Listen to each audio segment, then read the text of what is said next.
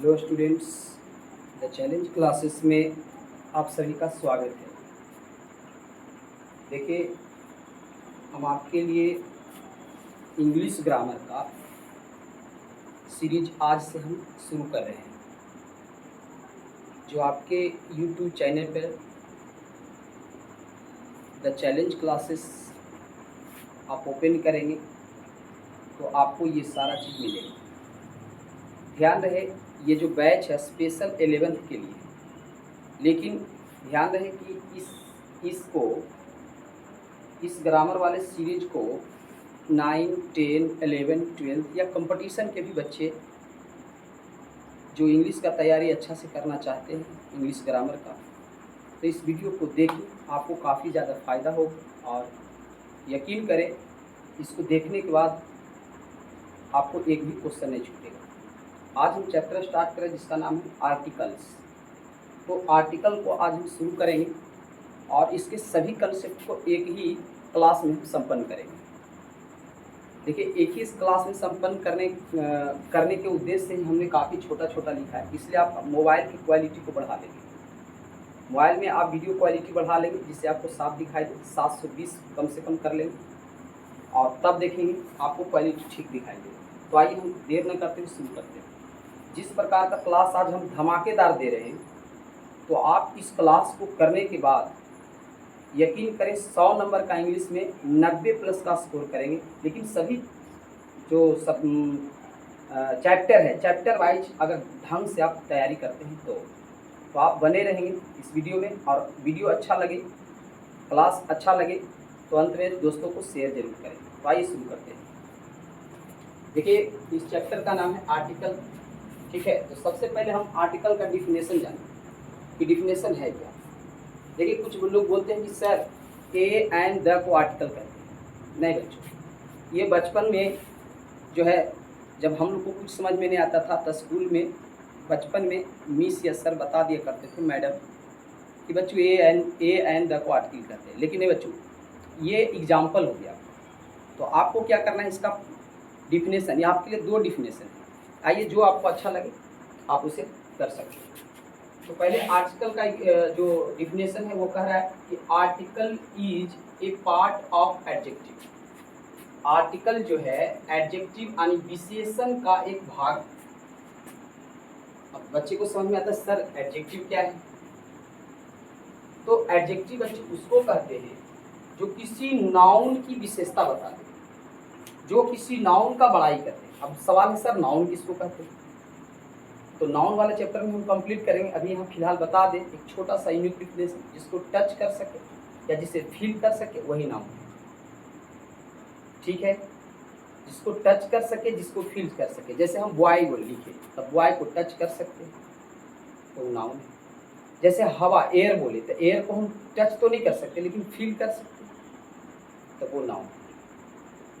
कोई शहर का नाम हो, जानवर का नाम हो, तो ये सब नाउन के अंतर्गत आता है। वो नाउन जो हम पढ़ाएंगे डिटेल में बात करेंगे। तो हम क्या बता रहे थे कि article is a part of adjective. Article adjective का एक पार्ट है। अच्छा बच्चों, एडजेक्टिव किसे कहते हैं, नाउन तो हम बता दें, जिसको टच कर सकते हैं, फील कर सकते हो, नाउन।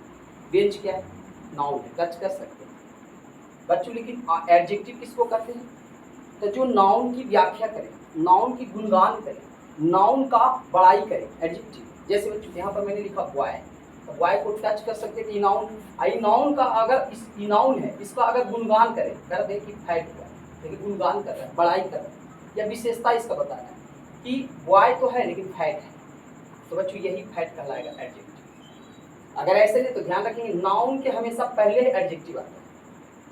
और ए एंड जो होता है बच्चों, ए एंड जो आर्टिकल के अंदर आते हैं, आर्टिकल के अंदर ए एंड, तो ए एंड भी नाउन के जस्ट पहले लगता है। देखिए ध्यान देंगे बच्चों, एकदम बेसिक कंसेप्ट को ठीक करें। नाउन के पहले ही जो गुणगान करने वाले शब्द है, यानी जो व्याख्या करता है, जो विशेषता बता रहा है कि बॉय तो है लेकिन फैट है।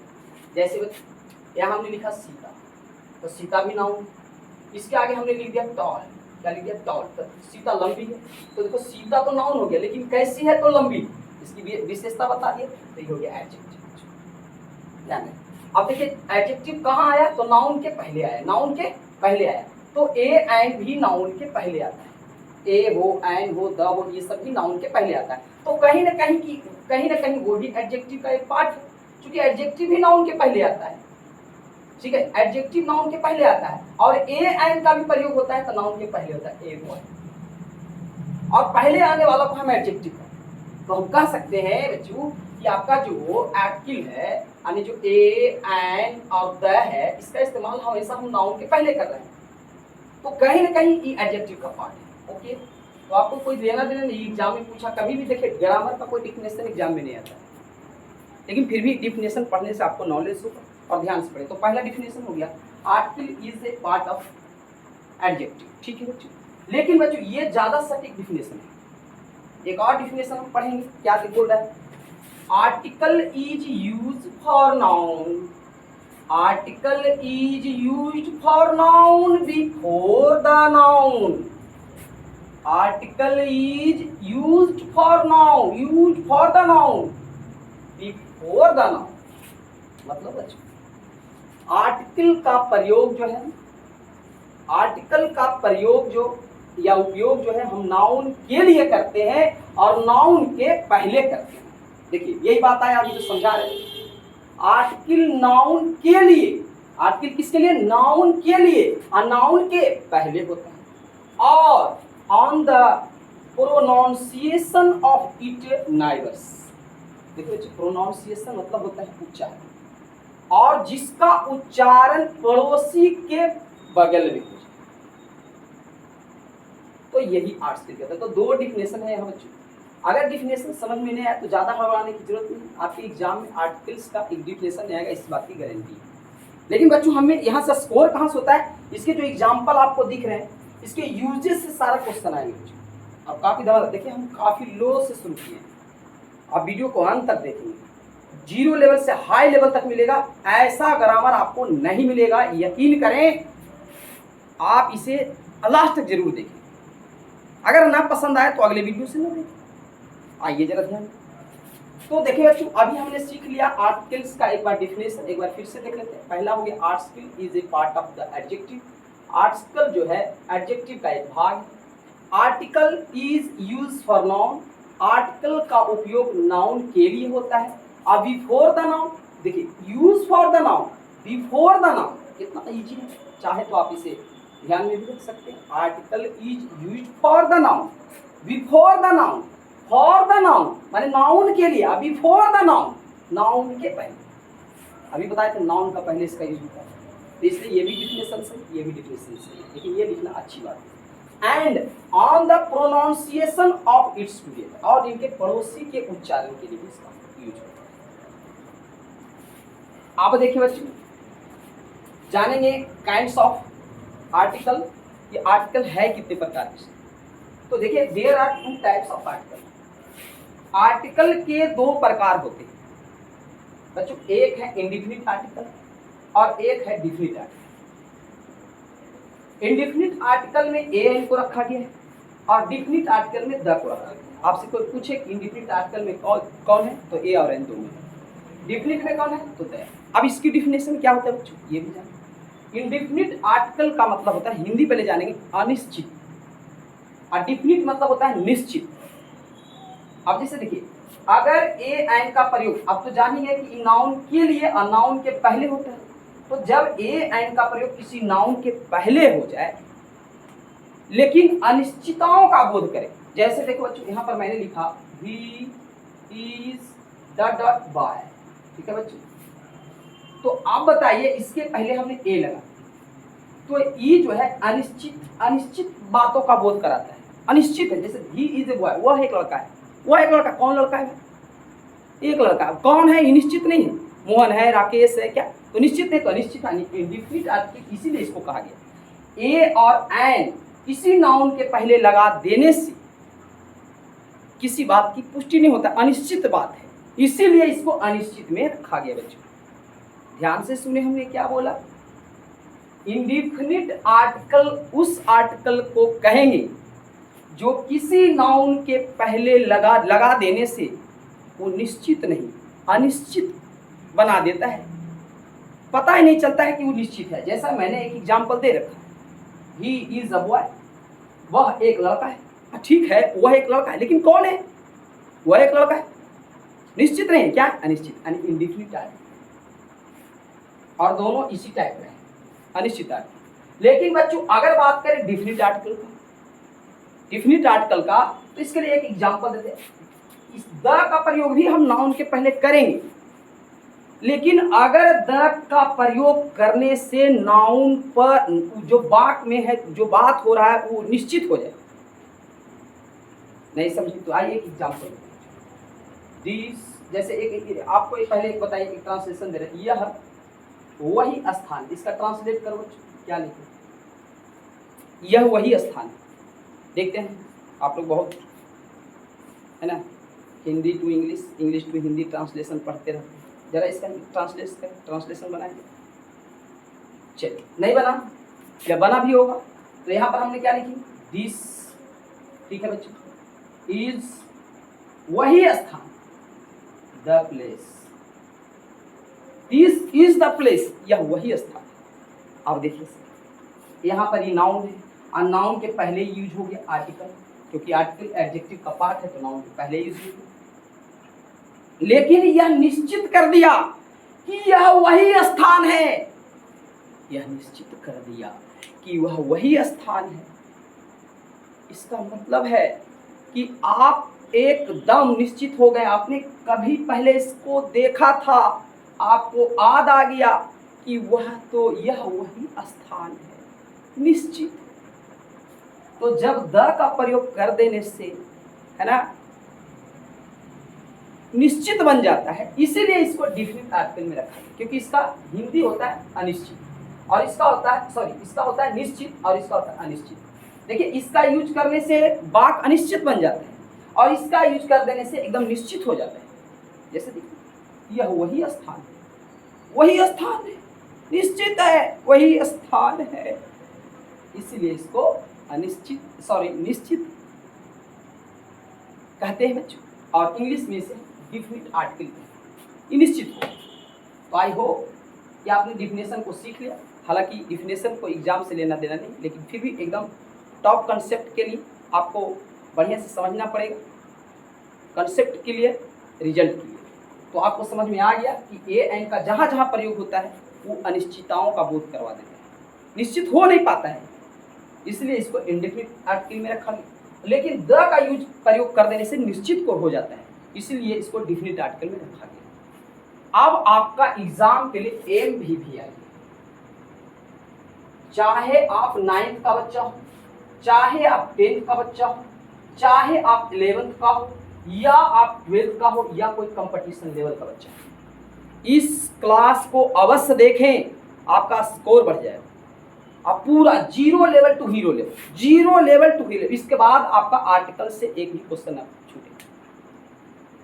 और घर में अपने बच्चों को भी समझाइए, ये क्लास लोगों में शेयर करें।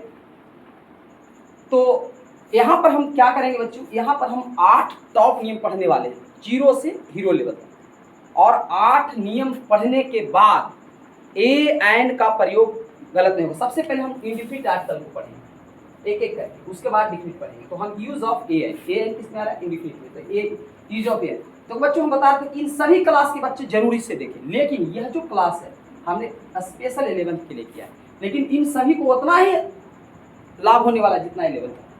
तो 11th के बच्चे तो देखें ही, इसके साथ साथ 9th हो, 10th हो, 11th हो, 12th हो, एसएससी के तैयारी करते हो कंपटीशन लेवल में, वो भी इस क्लास को जरूर देखें। तो आप देखिए, यहाँ हम पढ़ेंगे यूज ऑफ ए। अगर इस यूज को पढ़ लेते हैं, आज चीज आइए देरी न करते, यदि वर्ड का पहला उच्चारण, एक मिनट बच्चों,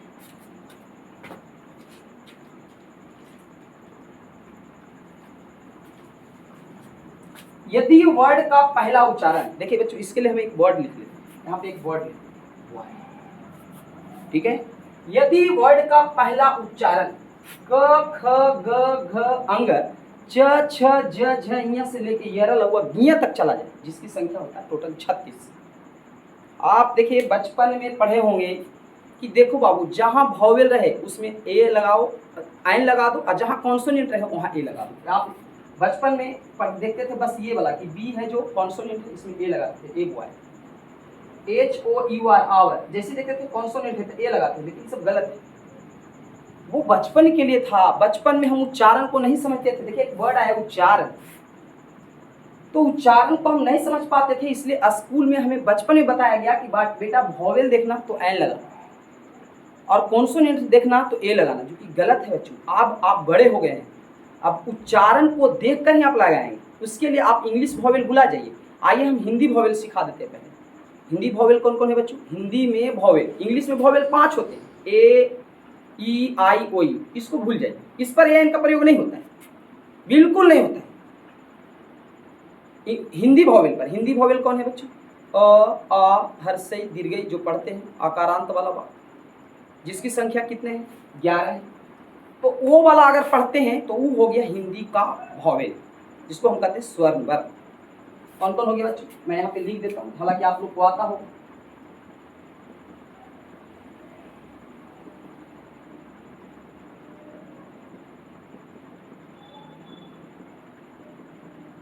ये जो आप देख रहे हैं 1 2 3 4 5 6 7 8 9 10 11 12, 12 हुआ, 2 2 4 2 6 12, ये 12 जो देख रहे हैं बच्चों, ये हिंदी में वॉवेल है, अंग्रेजी में नहीं। अंग्रेजी में कौन था? ए ई आई ओ, उसको भूल जाइए। अगर इसका उच्चारण हो जाए कहीं पर तो उसमें एन लगाना है। जैसे बच्चों यहाँ पर हमने लिखा HOUR आवर, इसको हावर नहीं पढ़ते बच्चों, आवर पढ़ते हैं। क्या पढ़ते हैं? आवर पढ़ते हैं। तो आवर हो रहा है तो बोलिए उच्चारण किस चीज का आ रहा है? आवर, ऐसे लिखते बच्चों। तो उस शुरू में उच्चारण आ का आ रहा है, तो आ का अगर इनमें से किसी का उच्चारण आ जाए तो यहाँ एन लगेगा। अब बताइए बचपन के अनुसार अगर लगाएंगे कॉन्सोनेंट है तो ये लगा दोगे, गलत हो जाए। उसी तरह बच्चों अगर हम यहाँ पर पढ़ते हैं, क्या पढ़ते हैं? इसको हम लिख देते हैं, यहाँ पर हम लिख देते हैं बॉय, अभी बॉय लिखे थे। अब बताइए बॉय में कुछ आ रहा है? ब आ रहा है, तो ब देखिए कहाँ आ रहा है? अब देखिए ये तो हो गया वॉवेल, हिंदी वाला वॉवेल, ठीक है बच्चों। अब जानेंगे हिंदी में कॉन्सोनेंट कौन कौन है। क ख ग घ से अंग तक, च छ ज झ से इ तक, ट ठ ड ढ से न तक, त थ द ध से न तक, प फ ब भ म य र ल व से गिय तक। टोटल अगर जोड़ लेते हैं बच्चों तो 36 होता है। 36 जो है हिंदी का कॉन्सोनेंट है। बताइए अंग्रेजी में कॉन्सोनेंट 21 होते हैं, लेकिन हिंदी में कॉन्सोनेंट 36 होते हैं, क से लेके गिय तक। अगर इसका उच्चारण रहे तो वहाँ ए का प्रयोग होगा। तो आज के बाद हिंदी इंग्लिश के वॉवेल कॉन्सोनेंट पर हम लोग आधारित नहीं रहेंगे, उस पर आश्रित नहीं रहेंगे। हम किस पर आश्रित रहेंगे? हिंदी के वॉवेल को ध्यान रखेंगे और हिंदी के कॉन्सोनेंट को ध्यान रखेंगे। हिंदी का वॉवेल है आ ई और हिंदी का कॉन्सोनेंट है क ख ग से गिय, जो कि मैंने यहाँ पर संकेत में दे दिया है। यदि वर्ड का पहला उच्चारण क ख ग से गिय तक हो, जो हिंदी कॉन्सोनेंट कहलाता है, हो तो उसमें ए का प्रयोग करना। अब देखिए बॉय में आ रहा है ब, तब ब किस में आ रहा है? प फ ब में आ रहा है, क ख ग से गिय तक के बीच में मिल जाएगा, तो यहाँ ब आ रहा है बॉय, तो ब आ रहा है तो यहाँ ए लगेगा। ठीक है बच्चों, तो हमको लग रहा है कि आप समझ गए होंगे। नहीं समझ रहे होंगे तो आप कमेंट बॉक्स में लिखें, क्योंकि ये बिल्कुल ईजी है। अभी देखिए ईजी है, आप पूरा अंत तक देखें क्लास, ये सबसे ईजी वाला बात बता रहे हैं। आगे चलिए, तो यदि वर्ड का पहला उच्चारण आया ई रहे, आया ई बता ही दे कि इसको क्या कहते हैं? हिंदी वॉवेल, हिंदी वॉवेल है ना। जैसे यहाँ पर हम लिख रहे हैं गर्ल, ठीक है, तो गर्ल में देखते हैं ग आ रहा है, तो ग किस में आ जाएगा? कॉन्सोनेंट में, हिंदी कॉन्सोनेंट में, इसमें ए लगे।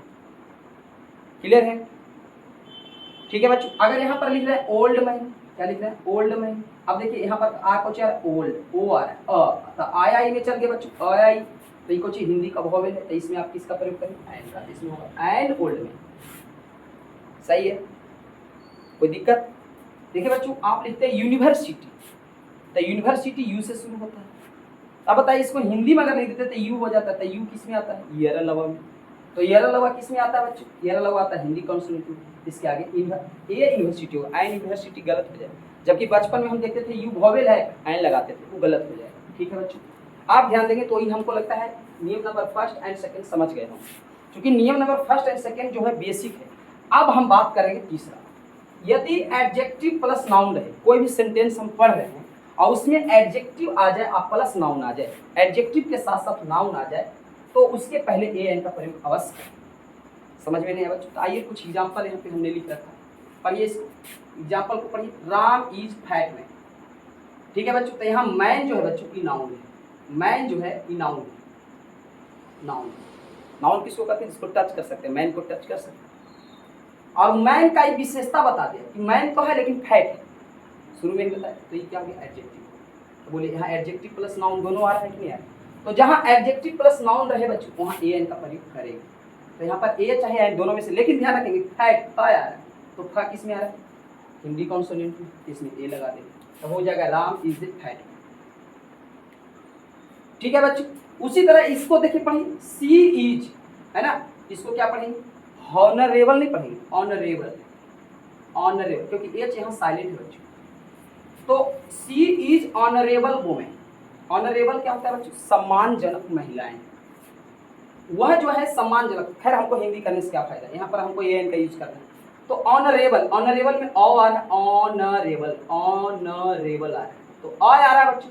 अच्छा और क्या देखते हैं, आ रहा है, इस हिसाब से एन का प्रयोग। दूसरी बात, ऑनरेबल का मतलब होता है सम्मानजनक, वुमेन मैंने औरत तो हो गया कुछ नाउन हो गया बच्चों, नाउन। ऑनरेबल क्या हो गया? एडजेक्टिव।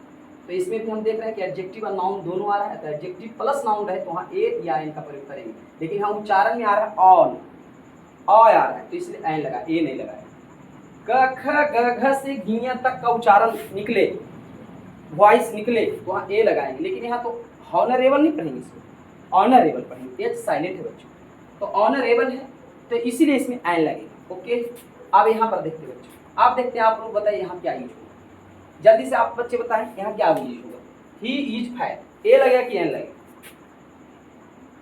बच्चों? ध्यान रहे, ना ए लगेगा ना एन लगेगा, यहाँ पर आर्टिकल का प्रयोग नहीं होता। जहाँ आर्टिकल का प्रयोग नहीं होता वहाँ आप क्रॉस लगाएंगे। क्यों नहीं होगा भाई? क्योंकि ही इज फैट, फैट है तो फैट यहाँ रहता ना बॉय, तो ये हो जाता नाउन, ये एडजेक्टिव एन का। हम क्या बोले हैं कि अगर एडजेक्टिव नाउन दोनों रहे तभी एन का यूज होगा, यहाँ तो केवल एडजेक्टिव है, नाउन है ये नहीं है, इसलिए यहाँ पर आर्टिकल का प्रयोग नहीं होगा, नहीं होगा, कर दोगे गलती हो जाएगी, एकदम गलत हो जाएगा। तो ना तो यहाँ ए होगा ना एन होगा, तो क्या होगा? नीचे आ जाए बच्चों, सी इज। अभी द के बारे में ना सोचेंगे, है ना, द के बारे में नहीं, क्योंकि हम इंडिफिनिट में इंडिफिनिट पढ़ रहे हैं, तो इंडिफिनिट का फिर हम इसके बाद डिफिनिटली चलेंगे।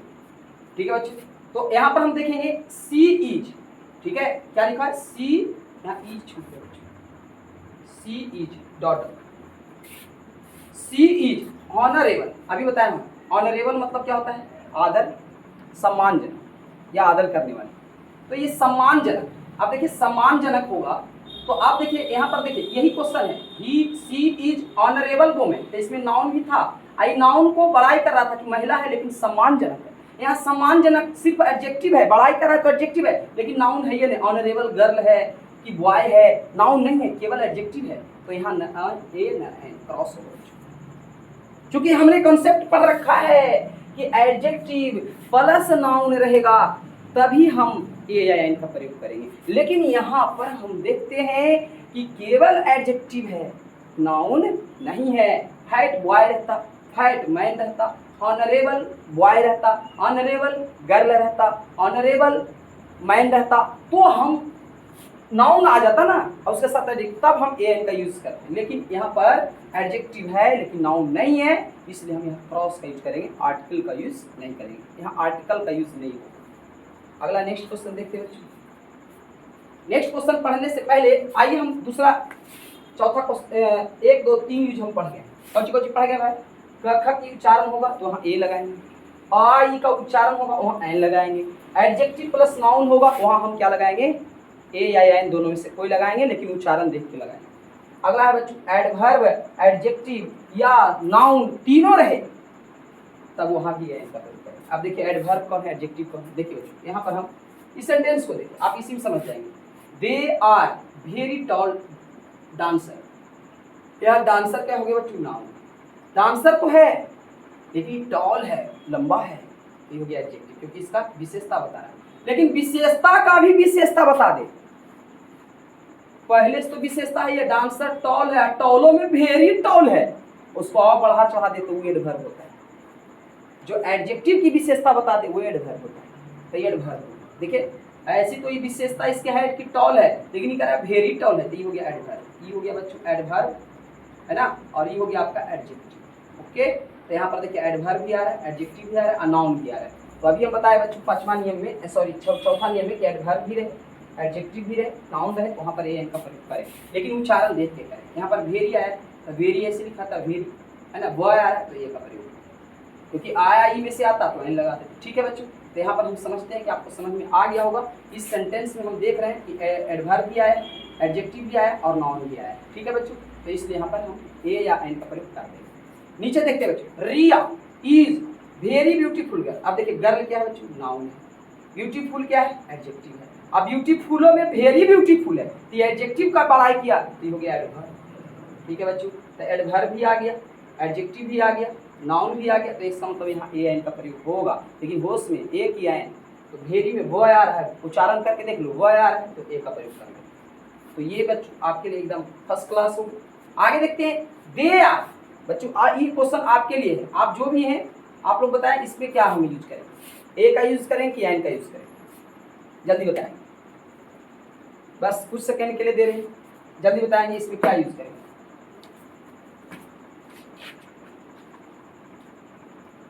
चलिए आपका टाइम खत्म हो। तो यहाँ देखेंगे बच्चों कि ई कह रहा है कौन चीज, टॉल। टॉल क्या है, एडजेक्टिव है। जैसे यहाँ देख, टॉल क्या था, एडजेक्टिव था, डांसर क्या था, नाउन था। तो इसमें ये एडजेक्टिव है, टॉलों में वेरी टॉल एडवर्ब। तो यहाँ एडवर्ब आ गया, एडजेक्टिव आ गया, लेकिन हम क्या बताए थे, एडवर्ब भी होना चाहिए, एडजेक्टिव भी होना चाहिए, नाउन भी होना चाहिए। तो यहाँ तो नाउन है नहीं। टॉल बॉय रहता, टॉल मैन रहता, टॉल मदारी रहता, कुछ भी रहता तो वहाँ लगाते, लेकिन यहाँ पर ए एन का प्रयोग नहीं हुआ, क्रॉस हो, यहाँ ए एन का प्रयोग नहीं हो। यहाँ पर उसी तरह वेरी ब्यूटीफुल, ये एडजेक्टिव एडवर्ब है, ये एडजेक्टिव है, कोई नाउन है ये रहता। Riya is very beautiful girl, girl रहता तो एक आप प्रयोग कर लेते। लेकिन यहाँ पर एडवर्ब आया है, एडजेक्टिव आया है, बट नाउन नहीं आया, इसलिए क्या लगाएं, क्रॉस।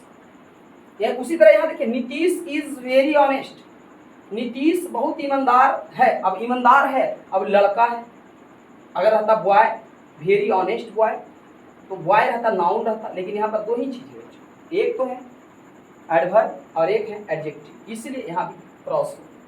क्योंकि हमने अभी हम पढ़ रखे हैं नियम नंबर 4 के एडवर्ब भी होना चाहिए, एडजेक्टिव भी होना चाहिए, नाउन भी होना चाहिए बात के अंदर। ठीक है बच्चों, अब आगे बढ़ते हैं, 5वां नियम पढ़ते हैं। 5वां नियम में क्या करें, एब्रीविएशन। एब्रीविएशन के साथ एन का प्रयोग करें। एब्रीविएशन क्या होता है, एब्रीविएशन क्या होता है, एब्रीविएशन देखिए यहाँ लिखा है लघु या संक्षेपण। जैसे बच्चों देखिए, मेरा नाम है नीतीश कुमार, मेरा नाम है नीतीश कुमार, हम कभी कभी जल्दी में लिख देते हैं एन के, क्या लिखते हैं एन, यही एब्रीविएशन। एब्रीविएशन का अर्थ होता है संक्षेपण। जैसे देखिए जी, है ना, एब्रीविएशन एसपी एब्रीविएशन, इसका पूरा नाम होता है सुपरिटेंडेंट ऑफ पुलिस, लेकिन इसको शॉर्ट में लिखते हैं तो ये हो गया एब्रीविएशन। एब्रीविएशन समझ में आ गया होगा। डीएम क्या है, एब्रीविएशन, डिस्ट्रिक्ट मजिस्ट्रेट होता है, लेकिन उसका एब्रीविएशन हम लोग डीएम लिख देते हैं।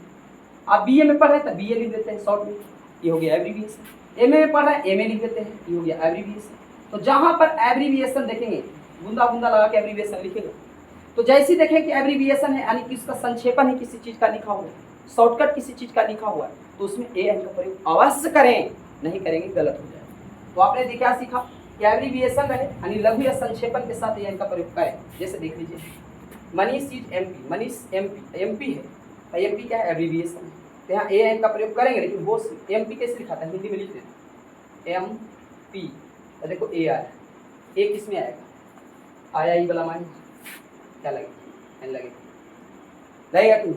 अगला देख लीजिए, सी इज डीएसपी, अब डीएसपी है तो डीएसपी हिंदी में लिखे, क्योंकि उच्चारण के साथ हम बताए थे, उच्चारण ध्यान देना है। बचपन का चीज भूला जाओ, बचपन में कितना आसान बताया गया था, ए ई आई यू वॉवेल रहेगा एन लगा, गलत बात। कॉन्सोनेंट रहेगा ए लगाना, गलत बात। उच्चारण पर निर्भर करेगा कि उसका पहला लेटर किस चीज का उच्चारण कर रहा है, उसका फर्स्ट प्रोनाउंसिएशन पर निर्भर करता है। फर्स्ट प्रोनाउंसिएशन का मतलब होता है पहला उच्चारण।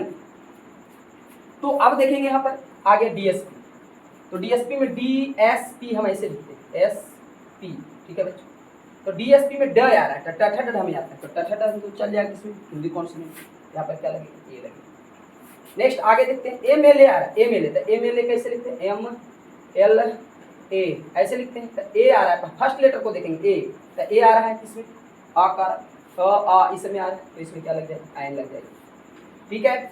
उसी तरह I am B A but C is M A. अब देखिए यहाँ भी एब्रीविएशन आ रहा है, ये सब एब्रीविएशन था, एब्रीविएशन, ये भी एब्रीविएशन है, तो इसका मतलब यहाँ भी ए चाहे एन लगेगा, यहाँ भी ए आयन लगेगा। तो चलिए देखते हैं, बी है तो बी आ रहा है, ब तो ये लगेगा, यहाँ आ रहा है एम ए आ रहा है, तो क्या लगेगा, आयन लगेगा, ठीक है।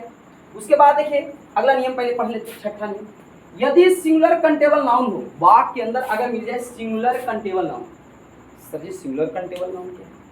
अरे एक होता है काउंटेबल नाउन, एक होता है अनकंटेबल नाउन। जिसको हम काउंटिंग कर सकते हैं, जिसको हम गिन सकते हैं, जिसकी गणना कर सकते हैं, वो होता है singular countable noun.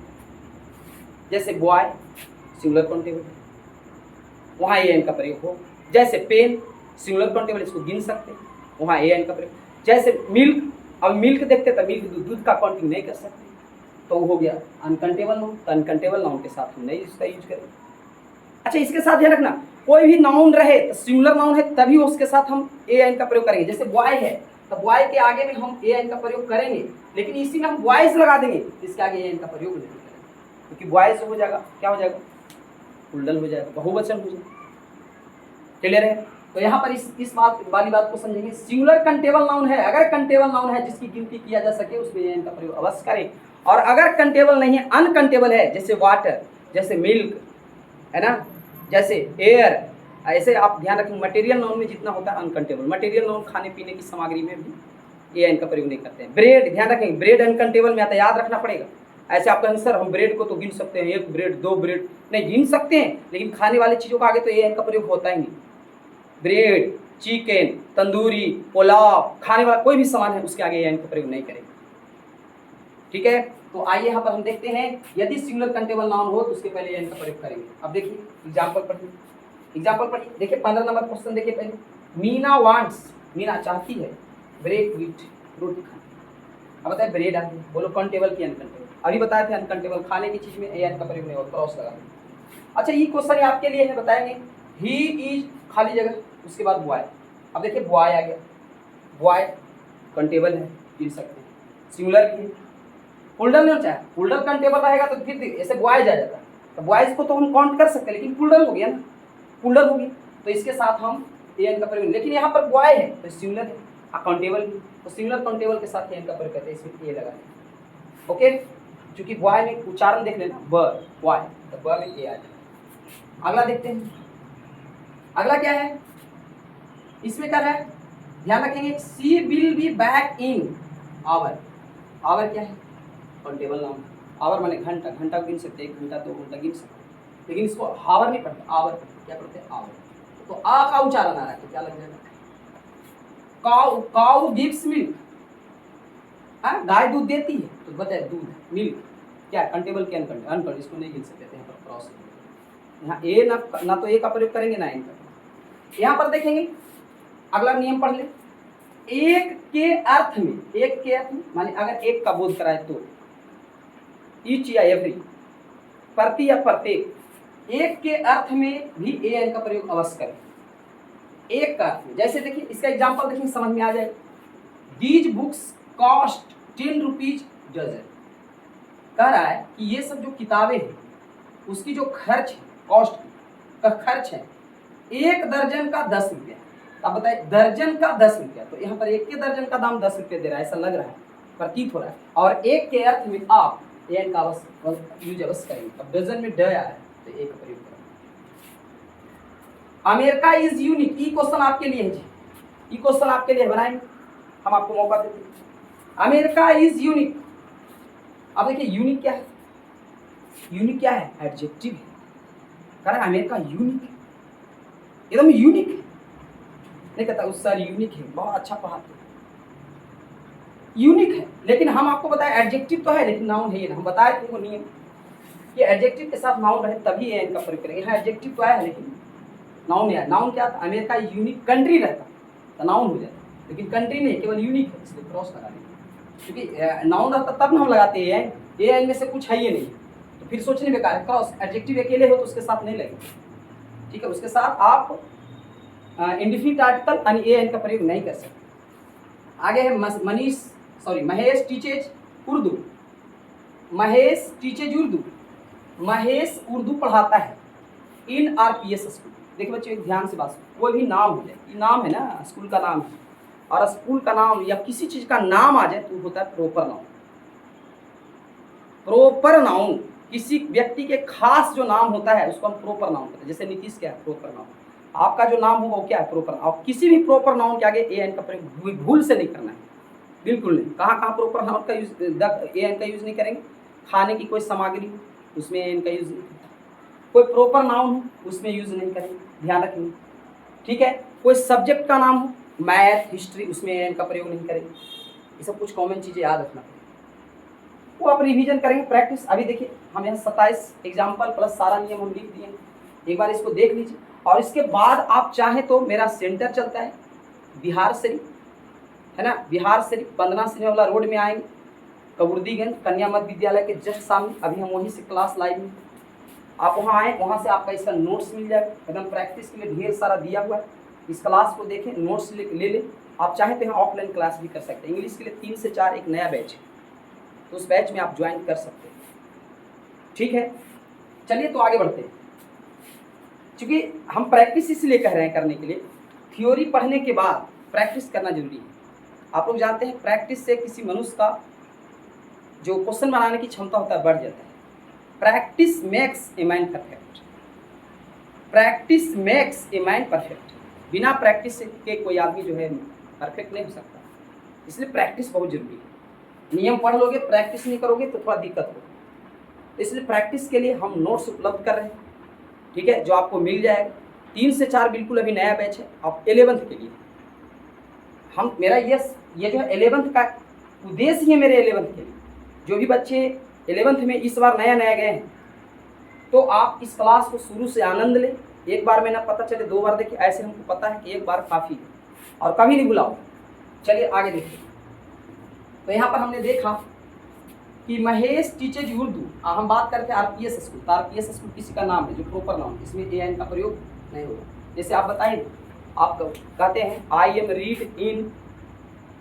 Read in the challenge classes, मेरा क्लास का नाम है द चैलेंज, उसके आगे ये नहीं लगाते। I am read in A the challenge classes नहीं लिखते, चाहे आई एम रीड इन सैनिक स्कूल ई बोलते हैं, और ना कि बोलते हैं आई रीड इन ए सैनिक स्कूल। ए का प्रयोग नहीं होता है, किसी नाम के आगे ए का प्रयोग होता है, ए का प्रयोग नहीं होता है, ठीक है।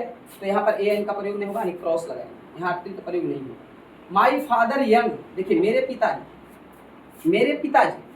ठीक है, मेरे पिताजी कमाते हैं कितना भाई, 15,000 रुपये माने एक महीने में 15,000। अब बताइए एक के अर्थ में भी बताए, एक का बोध हो रहा है, एक के अर्थ में आप ए एन का प्रयोग करेंगे, तो यहाँ मंथ में आ रहा है, तो यहाँ पर क्या लगा रहे, यहाँ कह रहा है we would like to have chicken, देखिए खाने की सामग्री, ए एन का प्रयोग नहीं करेंगे, अभी बताया था। देखिए यहाँ सब्जेक्ट है, कोई भी विषय का नाम हो, मैथ हो, हिस्ट्री हो, इंग्लिश हो, उसमें ए एन का प्रयोग नहीं करेंगे, ठीक है, ए एन का यहाँ प्रयोग नहीं होगा। अब देखिए यहाँ कह रहा है ईजी सब्जेक्ट, सब्जेक्ट क्या होता है, सब्जेक्ट विषय, यानी नाउन, आई क्या है एडजेक्टिव है, इसका कह रहा है सब्जेक्ट तो है लेकिन ईजी है, ये हो गया नाउन, आई कुछ हो गया एडजेक्टिव, और एडजेक्टिव प्लस नाउन में हम बोले थे कि ए एन का प्रयोग हो, तो ईजी मारा ई, यहाँ पर एन लगेगा, यहाँ लग जाएगा, ठीक है। लेकिन यहाँ मैथ है सब्जेक्ट के नाम के आगे, चूंकि ये भी तो नाम है, प्रॉपर नाउन में आ जाएंगे, तो इसमें हम नहीं लगाएंगे, ठीक है। पेट्रोल इज, है ना, 108 पर लीटर, ऐसा पढ़ के लग रहा है कि 1 लीटर का दाम 108 रुपये, तो 1 के लीटर, 1 का बोले, तो 1 के अर्थ में आप किसका यूज करेंगे, ए चाहे, तो लीटर में ए ला रहा है ल, तो ल में आपको हो जाएगा ए, ओके। आगे बात करते हैं व्हाट, ये देखिए अगला नियम पढ़ लें। यदि सेंटेंस की शुरुआत व्हाट या हाउ से, यदि सेंटेंस की शुरुआत व्हाट या हाउ से हो, इसमें तथा इसमें एडजेक्टिव प्लस नाउन देखने को मिल जाए, तो एन का प्रयोग करेंगे, ध्यान रखेंगे। सेंटेंस का शुरुआत व्हाट या हाउ से होगा, देखिए व्हाट से शुरू हुआ, शुरुआत हाउ से, व्हाट से, और उसके अंदर में एडजेक्टिव प्लस नाउन मिल जाए। अभी बताया था adjective plus noun first rule, third rule में, लेकिन इसमें भी एडजेक्टिव प्लस नाउन रहेगा, ध्यान रखेंगे। आगे में शुरुआत होगा व्हाट या हाउ से, लेकिन उसके अंदर में एडजेक्टिव नाउन देखने को मिले तो वहाँ एन का प्रयोग करेंगे। जैसे व्हाट से शुरुआत है, ठीक है, लेकिन इसमें क्या है, ब्यूटीफुल एडजेक्टिव हो गया, ऑलरेडी क्या हो गया, नाउन। ध्यान रखेंगे यहाँ पर ये वाला निशान होना जरूरी है, ठीक है। अब देखिए यहाँ पर क्या हो गया, ई हो गया आपका एडजेक्टिव, आई क्या हो गया नाउन, तो यहाँ पर ए का प्रयोग होगा, क्योंकि ब्यूटीफुल में ब है, तो ब के साथ में ए का प्रयोग, ठीक है। ये चिन्ह एक्सक्लेमेशन मार्क। आगे देखेंगे हाउ से शुरुआत हुआ, हाउ शुरुआत हुआ, देखिए वंडरफुल हो गया, तो वंडरफुल हो गया एडजेक्टिव, अब प्लेस स्थान जो हो गया नाउन, है ना, तो यहाँ पर किसका यूज करेंगे, ए या एन का, तो वंडर में वो आ रहा है, तो ए का ही प्रयोग। यहाँ पर कह रहा है व्हाट, देखिए व्हाट से शुरुआत हुआ है, अब ब्यूटीफुल गया, ये हो गया एडजेक्टिव, आई हो गया नाउन, ये हो गया नाउन, ठीक है, तो यहाँ पर ए का प्रयोग या एन का प्रयोग करेंगे, क्योंकि ब का उच्चारण है इसलिए ए का प्रयोग। तो हमको लगता है कि आपको यह वाला कंसेप्ट ठीक हो गया होगा, है ना। इंडिफिनिट आर्टिकल आपका एकदम टंच हो गया होगा। यही आपका ये 8 आप बेसिक चीज ध्यान रखेंगे। लेकिन बच्चों हम कहते हैं इतना से काम नहीं चलेगा, कि 27 क्वेश्चन से काम नहीं चलेगा। हम आपको एक नोट्स देने वाले हैं जिसमें सैकड़ों की संख्या में प्रैक्टिस करने के लिए अवेलेबल होगा। जो भी चैप्टर खत्म होगा आपके यूट्यूब चैनल पे खत्म हो, उसका नोट्स जो है आपको अवेलेबल होगा। उसके लिए आपको सेंटर पर आना होगा या फिर हम चैनल पे ही हम PDF डाल देंगे। ठीक है, तब तक के लिए बाय बाय, नमस्कार।